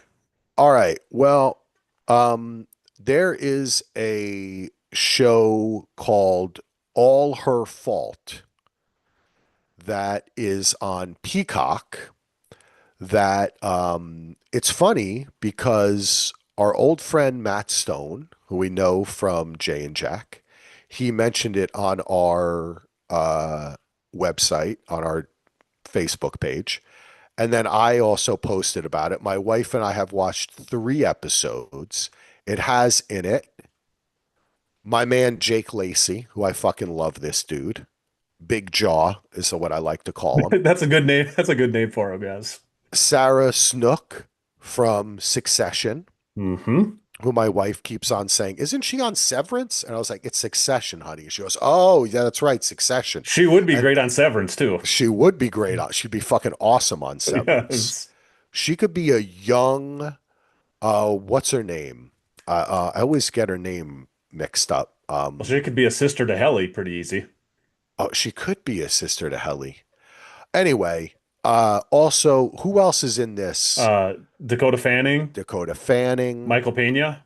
Mike. Love him. I love when he's serious. Yeah. Abby Elliott. It's Abby a Elliott. great cast. Yeah. Oh my God, Abby. This is. Let me tell you something. Between Sarah Snook, Dakota Fanning, and Abby Elliott, somebody was making this show, and they're like, who are three women that Axel really likes to watch on television and thinks are really beautiful? And we're gonna put them in a TV show, and then you're gonna be able to watch it, Axel, with your beautiful wife next to you as you watch it. And I said, that's what they did on this show. Amazing actresses, all her fault. Think about the title. I don't want to give anything away about this show except to say this. I find this to be a great show. This is not a typical rich people in trouble streaming show. It has something to say. It's really interesting. There's definitely a strong subtext in it, but at the same time, Yes. it's kind of campy. It's a little bit like overwrought dramatic. It also has a great score. They use Oh, the score instead. There's a little bit of lyrical music, but I there's a was. great score in this too. I've also watched the first three episodes, and the Yeah. score is my biggest complaint. What? I hate the score. I think it's way too overwrought, and I'm like, chill with the score. You don't need all the score here. But that's the Like even when but they're it's talking, supposed to I'm like, be oh, Ando. That's that's the part. I just don't like that part. it's like oh man. It just gives you that it gives you that like kind of 50s like even Hitchcockian feel where Yeah, I it's mean, like it's why definitely are like these an violins so loud? You know what I mean? it's Like definitely got an Agatha Christie type feel and same kind of. yeah. I mean, the mystery is intriguing me. I'm not loving Okay. it yet, and I know Oh, Solo, you're who's three episodes. See, I yes, thought you only watched one. I did. Well, I watched one more last night, and then I watched one this morning while I was doing the dishes. Okay, So wait. I'm on Your episode wife three. isn't watching this with you? She My wouldn't wife be would into ne this? what happens in the first episode, the major plot point that happens, my wife would not. Would not watch it? Nope, Oh, no way, yeah. no I get it. way. I get it. I And get one it. of the other major themes involving all the women that have kids in this show, then they keep Yeah. repeating something over and over, and their husbands have to tell them something over and over again. She Yeah. would not. She would. Oh, this would be bad show for her to watch. She This is would. yeah, let's put it to you this way. The dudes are not champions in this show. No. Some not great dudes. Great. I love this show. I think it's Solo is down with it Yeah, too. and he said in episode five, he said it's a masterpiece of an episode. So I say I'm going to stick Oh, it out because I trust what he's saying. So I'm going to stay. And I don't dislike it. I just don't love it. I like it, and it needs something more to get me to the next level. okay. Interesting. That's It funny is about the score though. I do. Oh, the score was like, oh my God, I want to hear what they're saying. I don't want to have these, like you said, these horns blaring in and the see, piano Ando, music coming in. And there's difference. See how we have differences? For me, yes, it's with the lyrics. When it's so spot on, I get so annoyed by it. But I like that heavy kind of like dramatic well, score. I It's like fun. dramatic score. It's just it seems like it's overplaying and like playing over Yeah, 90% of this show. it That's the part is. it's too that's too much for. I love Okay. dramatic. I love score, but Maybe it's they'll just calm down. Maybe they'll calm down a little bit. You never know. yes. There have been sometimes they go a little bit, they look back at the edit and they're like, hey, let's now we're moving into a different phase of the show. Let's do something a Yeah, little. because But then like you said, again, part of it's campy and part of it isn't. So that's part of yeah, like sometimes the music's like this, boom, boom, boom, and I'm like, is it yeah, supposed to? I'm having a hard time reconciling. I mean, it's the tone. I'm having a little bit of a, I get it. and it may gel together the more I watch. So that's why I say I'm willing to stick with it for a little while. But I think it's a little bit soap opera like. yeah, it is. Yeah. But And I with like, like see, I'm a A fan. plus level award-winning type actors in all the roles. So So it's such great acting. The acting in this is so great. Even though the people have minor roles and the husbands too, like Dakota Fanning's husband, who I've not I like he seems like I've seen him a million times before because he's like stereotypical tall brunette dude. No, but Thomas he's good, man. Thomas Excuse me. Colkerell. I don't know, what is he known for? Oh, he's in the Gilded Age. That's why he looks familiar. Plays Tom Ah. Rakes in 9 episodes of the Gilded Age. So yeah, Oh he's great in my that. God, I didn't no realize it was the same way. guy. Yeah. Holy cow. Hold on. Now I got to go. Oh, Googling on a podcast. Everybody loves it. I got to check that out. Who? That's right. Yeah. As soon as I That saw is the where picture, I'm I like, of know him course him. from. Yeah. Oh man, now that you said yes. Oh, he's so good and he's perfect. Yeah. hmm He's perfect. Where's he I from? I Oh, of think course. Australia, Yeah, yeah. of course. Because every time you see a guy and you're like, "Wow, he can do a lot of stuff. Great actor." He cannot be American. Yeah. The Come on, American actors, get it together. the one thing I don't know anything about, well, how this turns out.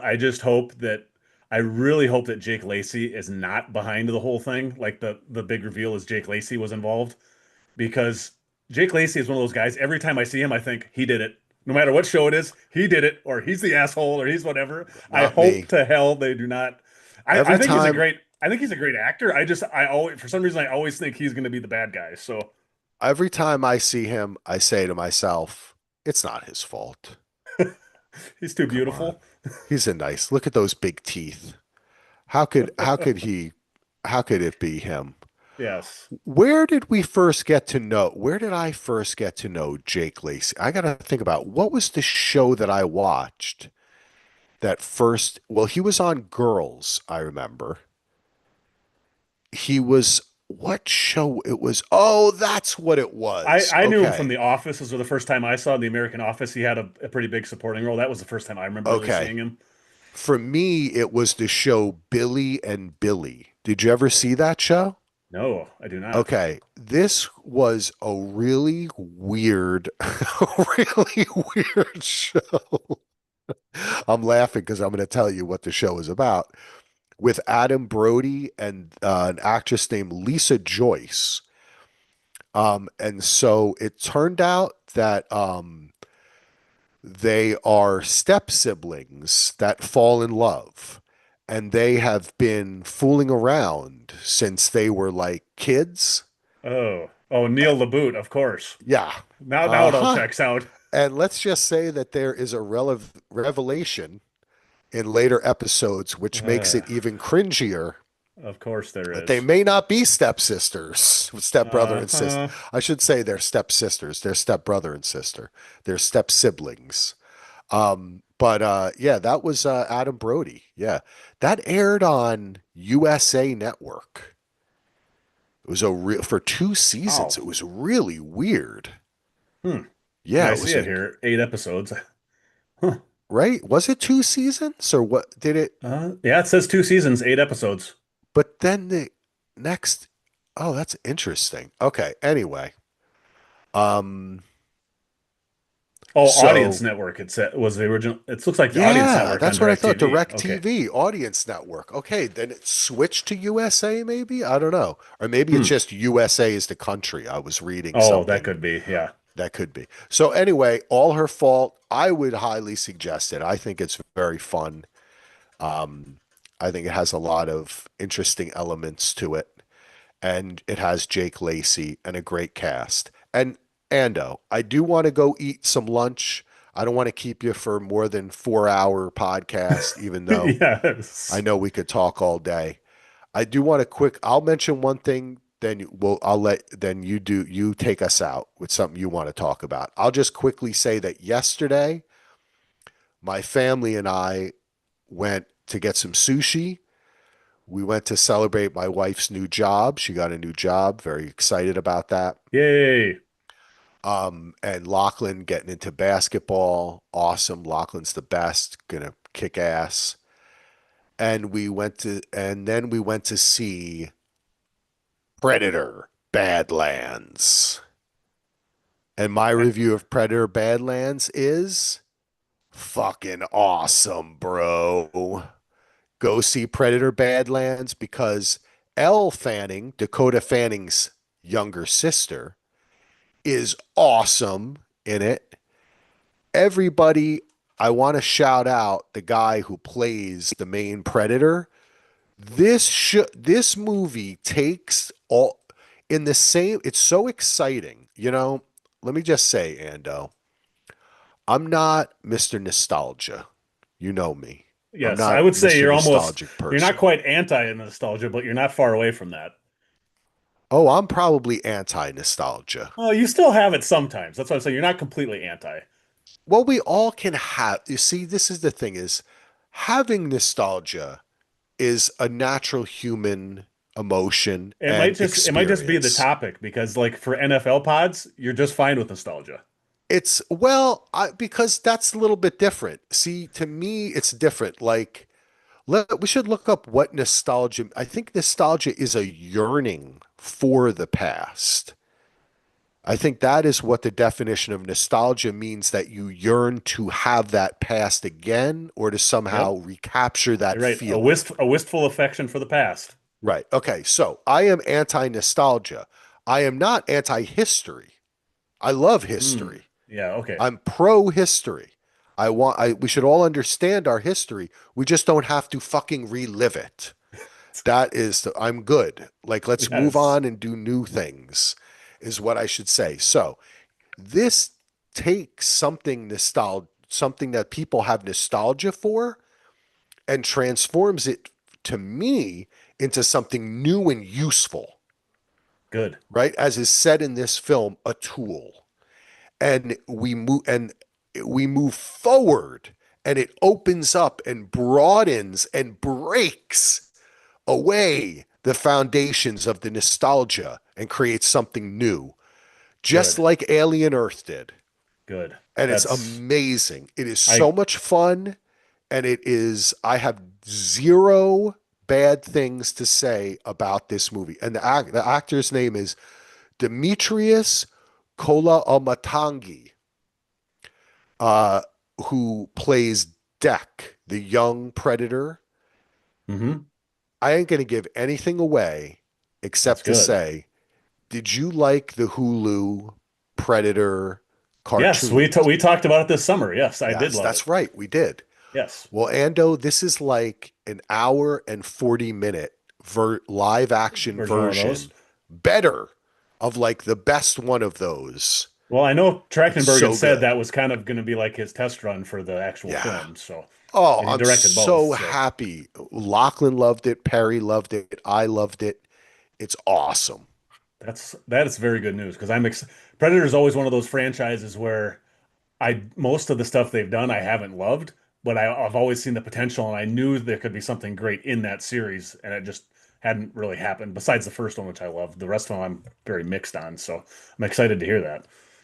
Well, I have to admit that I'm a sucker. And I actually loved both The Predator and Predators. Yeah, Both. those ones Yeah. I did like quite a bit. But that was Shane Black and Robert Rodriguez, right? And I Yep. I thought they were both great. I love this. We're suckers for this. Yeah, the sci-fi and the Yeah, how could I forget that we talked? Oh yes, we yeah. we totally And now talked that they're about that. tying in Wayland Yutani stuff that was in the previews and everything, of course I'm gonna be. I just haven't had Oh time to go to the theater, so boy, oh boy, do that. It is not. There is no. I had to explain to Perry Lachlan in the car, like how the two universes got together in the comics, and then it you showed were up that in. meme from It's Always Sunny with the freaking things Yes, everywhere in the car. exactly. Nice.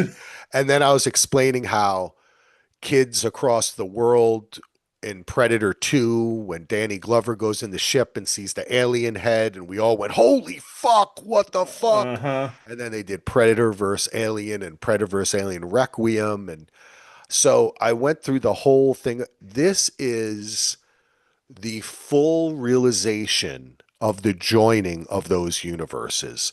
There is no hint. It's not, oh, hey, maybe it's this. No, Yeah, she it's is a Wayland Yutani not some little synthetic. Easter egg, and yeah, it's There's no, fully embraced. it's not Good. an Easter egg. It is, and it brings the predator into it in a way that I heard he's more of a character in this than he's ever really been. So someone just knocked on the door.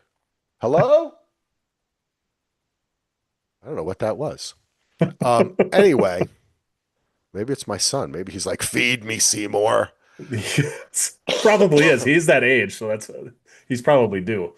Is there anything you wanted to Okay, I'm gonna do a quick lightning round, like one or two lines. I've got three other things I want to okay. mention, and it's gonna be very fast because I know if I don't do it now, we probably won't. Though by the next time we do something like this, it'll be long past. Speaking of Adam Brody, and I know Okay. Amy asked us to talk about this. Nobody wants this. I'm half done with season two. Love it, love it. I forgot how much I love this show until I watched the first episode, and I'm like, man, this show is nothing else like it. I still love this show. Speaking of Succession, they added the guy that plays Stewie in Succession in a very different role this season, and he is hilariously awkward. Still love the show, still great. Speaking of history, another show that's number one on Netflix right now that I just took a chance on a couple nights ago, Death by Lightning, the story, the James A. Garfield assassination story with also from Yeah. Succession, Matthew McFadden, Nick Offerman, the great Michael Shannon. I've watched two episodes. It's a four episode. Bradley Whitford also in it. Very, How very is good. it?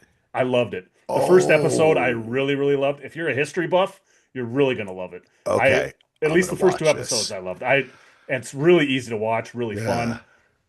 And finally, one other show that's in its third season, and a lot of people, I don't know why people aren't watching this show because it's gotten better every season. It started off as West Wing meets Homeland, The Diplomat. The third season just finished. It has gotten successively better each season. It started as a West Wing meets Homeland, but now it's almost turned into more of a relationship drama. There's a few little spy type things thrown in there or political stuff, but it's really become a husband and wife drama about juggling two jobs and how do you have this two separate goals in a relationship, but also having a third goal at the same time. How you navigate all that. Rufus Sewell and Really? Kerry Russell are awesome as always, and also, Bradley Whitford has been added to this season, and Allison Janney, both to this season. So the cast has picked up even more. The Diplomat, I know a lot of people on the first season were like, it was okay. The second season is better. The third season is even better yet. So Diplomat, high, high, Okay. high recommend. So that I think Yeah. that's everything I've squeezed in. So I like it, Ando. The Diplomat, Perry and I watched like almost all the first we watched like half of the first season. We stopped and people said you got to watch it after the second season. We went back and watched a few episodes and then we stopped. And then everyone, and then you said, and other people too, this is a great, many people have said this.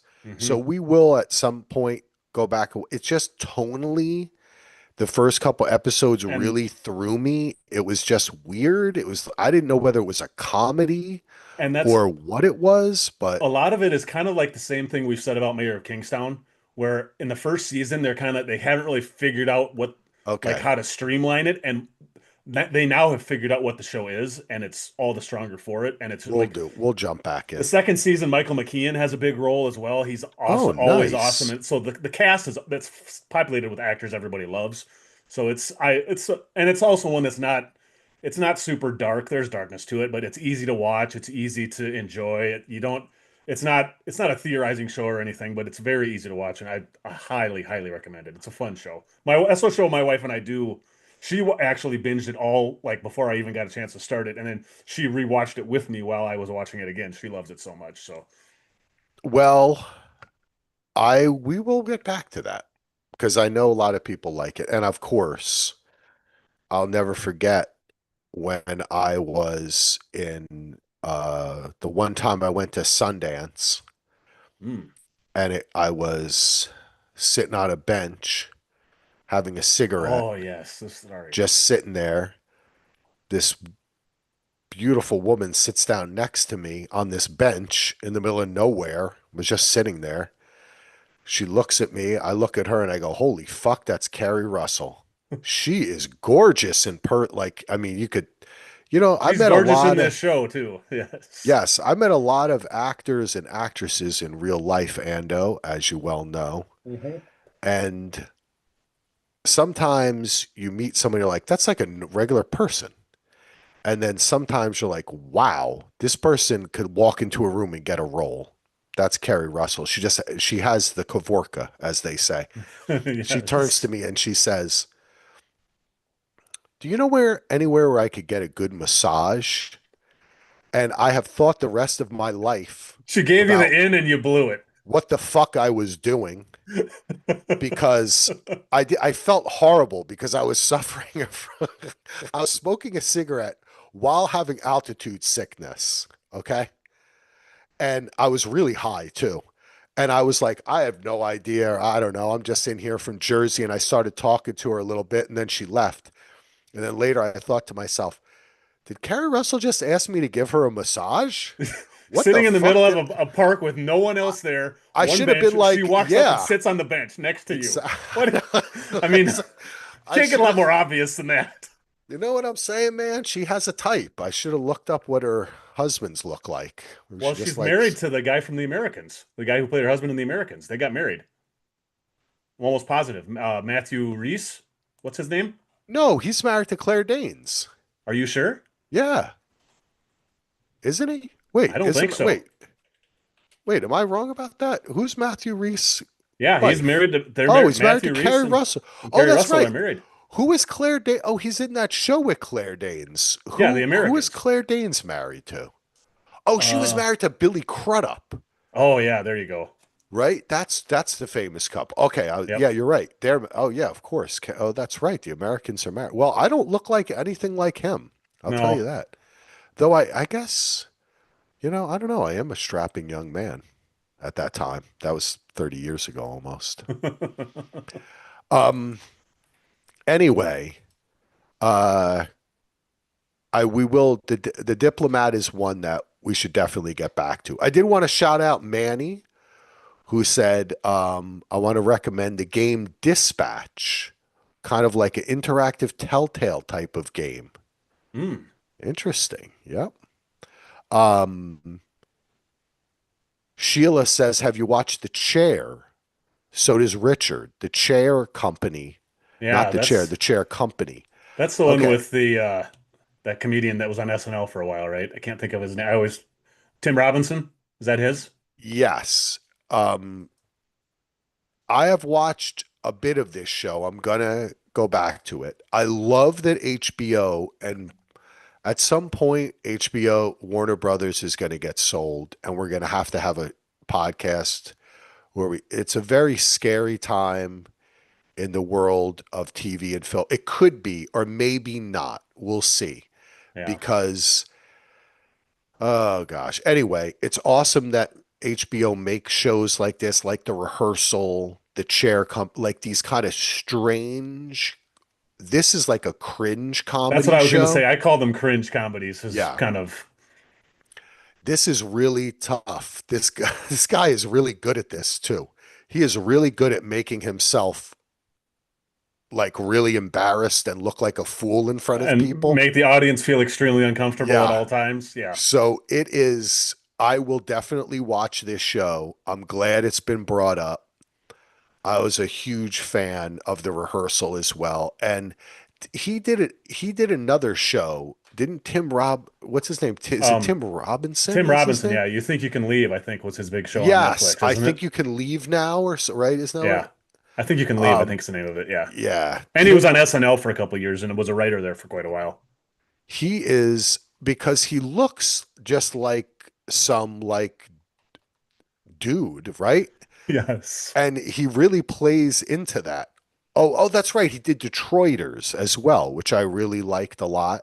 Hmm. He did a movie Friendship Oh, that's with Paul Rudd, recently I think, with just Paul recently. Rudd. Yep. Yeah. So the Chair Company, check it out, people. It's very unique, and I just hope HBO keeps doing stuff like that. Yeah, that Um, show and like the rehearsal are shows that I'm glad are made, but they're just not for me. I haven't. I'll try one episode of this, but yeah, some of that cringe type stuff, I'm like, I don't want to feel this uncomfortable, so I don't I always. get it. I get it, Ando. I get it. It's one of It those times is, where yeah, I'm glad they exist, but I realize some things just are not made for me. So, but I will try. totally, I'll try an episode and see if it takes. totally, bro.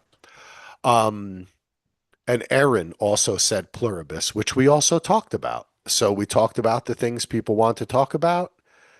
Um, I think we've reached the end of the podcast, Ando. I think so. This This went was a on lot of fun, a buddy. little longer than I thought we were going to, but that's okay because I know. now I What can. time is it? Well, Gosh, it's 1 o'clock. yeah. So the it's just in time to wrap it around to the beginning of the pod because I'm going to have to go take Luke to basketball practice here in about 20 minutes. So we're about perfect. There you go. All right. Well, have fun. Have a safe trip, pal. It's always a pleasure to spend time talking with you. Yes. And we'll be back. We're going to do Mayor of Kingstown this week. I'm going to take off around the couch, but you, Brett, and Solo, I'll be very happy to be able to listen. This is the first time I took off the whole season. hmm We'll I be think it's the first recording time tomorrow any night, of I believe. us. Yeah, I think we've Yeah. had a perfect attendance so far this year. Wait, didn't Brett win one? Didn't Brett? I think we had Brett for like 10 minutes of one pod and then he fell out, or did he come back? I I think he remember came that back. from the early days, Yeah, I think it came back. It's the like first time week this season, two. though, I think that we've all Okay. been All right. haven't been for the full show. Oh no, I did miss one other show.